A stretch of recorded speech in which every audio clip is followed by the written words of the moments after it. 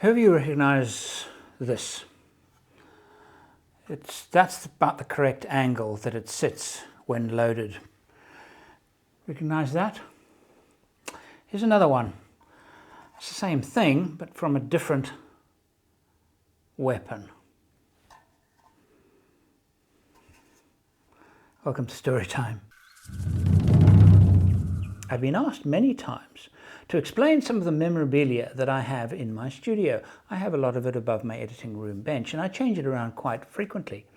And I'm sure, it's because it's in shot. It's kind of out of focus most of the time, and occasionally you see it, and I'm here to tell you a little bit more about it. And these two pieces of all my memorabilia are most interesting story. It is the only time, and I'm absolutely honest when I say this, it is the only time when I collected memorabilia and broke the law. And we were in Angola. This was 2010, and it was one of the most, at the time, and still even today, regarded as probably my most ambitious expedition ever. I traveled solo through Namibia.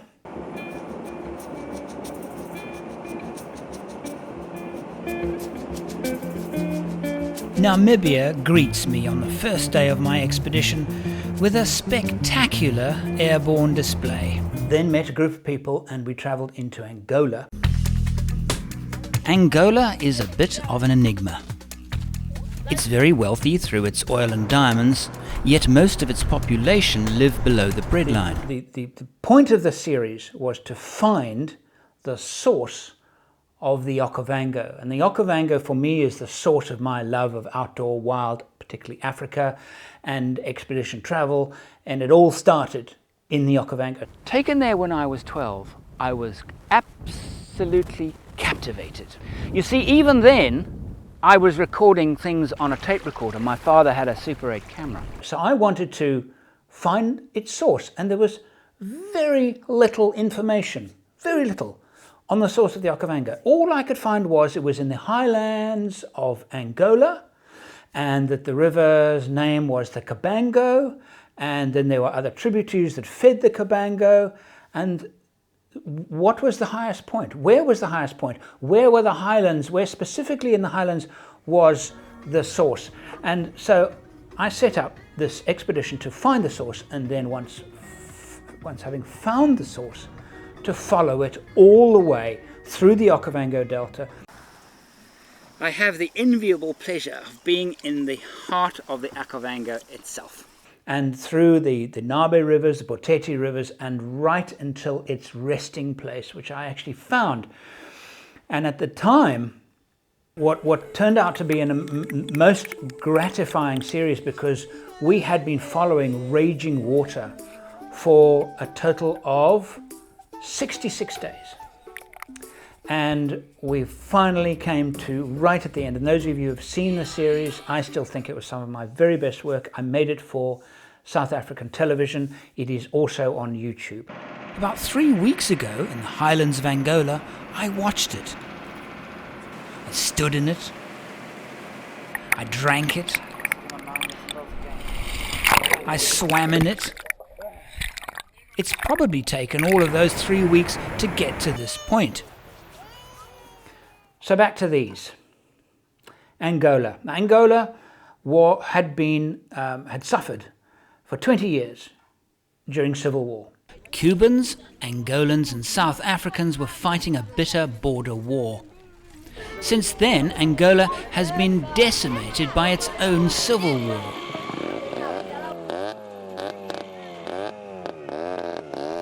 The signs are everywhere.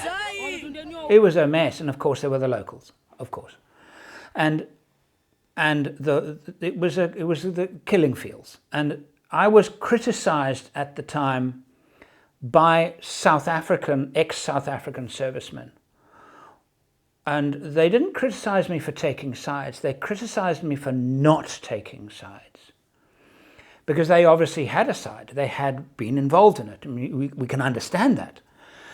The people that went with me and were my guides, one of them actually served.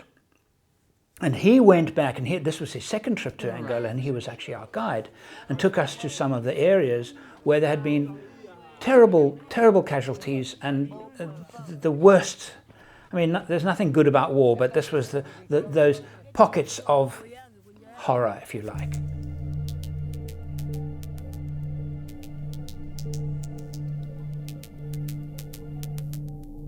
The trouble is, the area is strewn with impressions of war.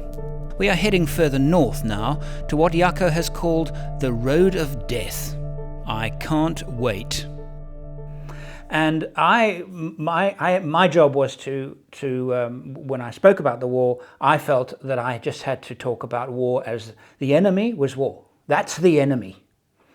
And so I did not pick sides. But and I still don't to this day. It was an awful and pointless conflict, as so many of them are. That is the magazine from a AK-47. These would have been used by the Cuban and Russian soldiers, and many of the local soldiers as well, being having their arms equipped with armaments from Russia. And we came across tanks. They were almost all Russian, and various armored vehicles, and it was fascinating. Now, what was happening while we were driving through, we even drove through an area where there was a minefield, and we came across you have to watch the series to really understand what I was saying, but there was a Hilux that had hit a mine. In a forest north of the town of Njiva, I have come across a gruesome scene, one of the very last casualties of the war. 3 people perished, and the mine had ripped this car to pieces. And when I was driving, I got separated from the convoy on a number of occasions, and we were given a brief as we were setting off. And I didn't have a camera crew. I shot everything myself. And sometimes I would get delayed. I'd see something to film, and I would stop and film. And I was told, if you need to stop for a pee on the road. Don't walk into even a meter off the road. Don't. There are mines everywhere. You stay on the road. And if you have a large vehicle coming towards you, don't pull right over. Pull over a little bit and stop. And let the truck also come past. So it was nerve-wracking, but it was also very exciting. And there was a moment when, and I think the town that I found these 2 in was Kasinga.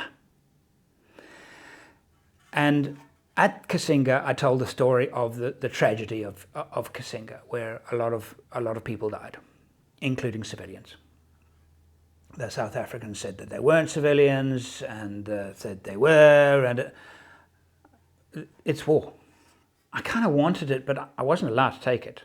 We were told, under no circumstances must you take everything up. They were actually busy covering it up. There were some bulldozers. I remember after 4 or 5 days of just seeing the remnants and the evidence of war and bloodshed. And so it's a perfect ambush area. Vehicles were on high ground, low ground on the side, so they had silhouettes, so even at night. Easy to take them out, and if you could stop the first vehicle, the vehicles behind it had absolutely no chance of getting out of the way. They were just sitting ducks. And on that road, the guide picked up a cap. Yeah, and this is, I don't know how long this has been lying here, but this is an old Fapla cap. And I just thought, that's probably, it's a military cap. It's probably a cap of a dead person. So basically the Cubans, Fapla, South Africa, and UNITA, everybody was involved in this war. So I said, no, there's a limit. But I picked up this AK-47 magazine, and it's quite dented and a little bit rusty, and it's been lying around obviously for a long time. And I thought, I wouldn't mind taking. Then I found another one, this one here. Oh, wait. Yeah, that's so long ago, but... And I decided I would take the risk. And as I said, I'm absolutely honest with you, it's the only time I've ever done it. I wanted it so badly to keep them.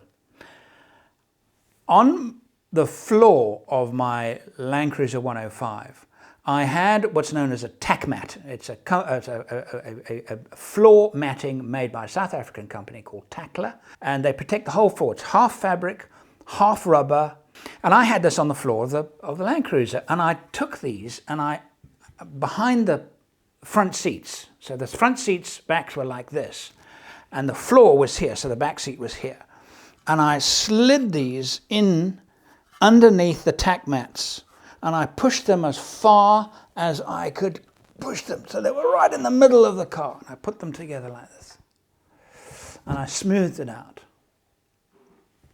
We were leaving Angola probably, at least 10 days later, if not more. Yeah, 10-ish, 15 days later, whatever. And the guy, checking out stuff and asked us where we'd been. We told him, and have you taken any animal products? No. Yeah. And they started searching the car, and he put his hand underneath the tack mat. And I decided I'm not going to look at it. I'm not going to focus on it.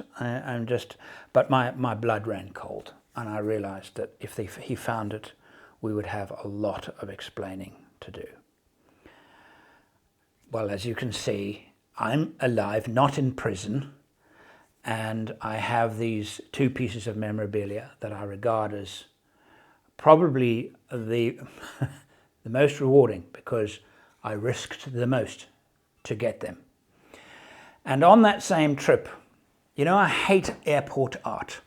I always try and look for artifacts that come from little villages or something like that. I just don't deal with kitschy memorabilia. It doesn't mean anything for me. But how's this? How's that? Now, this I actually bought in a town called Mongu, and they have these wonderful villages. In small towns as well as big ones, people don't go to shops to get their provisions. They go to markets like this. And this one is in Domba Grande. For someone like me, who is used to civilized shopping, places like Woolworths and things, these markets are both quaint and decidedly off-putting.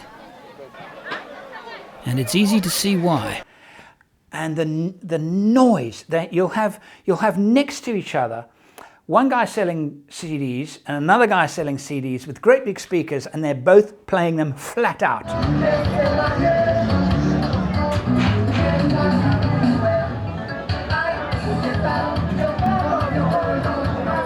So you can't hear yourself. You cannot. Not only can you not hear the music, you cannot hear yourself think.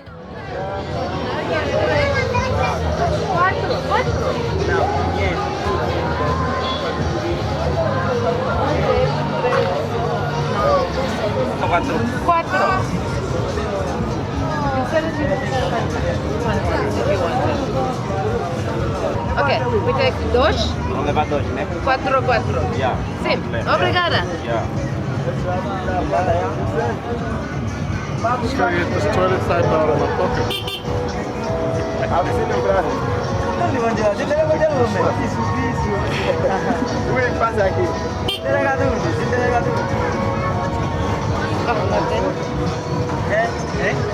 Very good. They're really good. And I actually put it, I remember the scene, I wrapped it around the back of the seat that I was sitting on, my driver's seat. Now I feel part of the nation.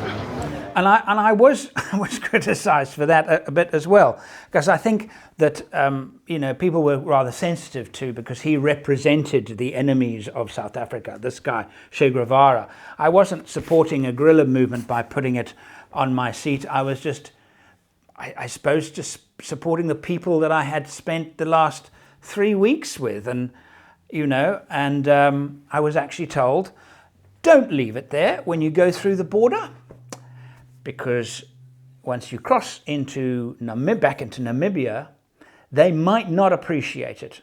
Rather play it safe and just take it down. If they find it, they're not going to bother you. But if they see it hanging on your seat, it's an excuse for them to spend a lot of time searching your vehicle. So just, so I thought, you're absolutely right. And when you're traveling through countries where the border posts are a bit of a challenge, it's one of the things you've actually got to think of. You've actually got to look around your vehicle and think, is there anything here that'll get them to ask a question? Like a two-way radio. We had two-way radios. Hide them. They weren't illegal, but having them gets them to ask questions. So you pack everything away that you think might trigger a question. Where did that come from? Or something like that. So anything you bought locally, hide it. Doesn't matter what it is, hide it. I hope you enjoyed the story. I will, in the weeks ahead, do a few more of these, stories to tell and memories to cherish. Every time I'm sitting editing and I look up and one of my pieces of memorabilia and bring back some very, very good memories. Thank you for watching. If you haven't already, subscribe and click the notifications bell so you don't miss our weekly videos.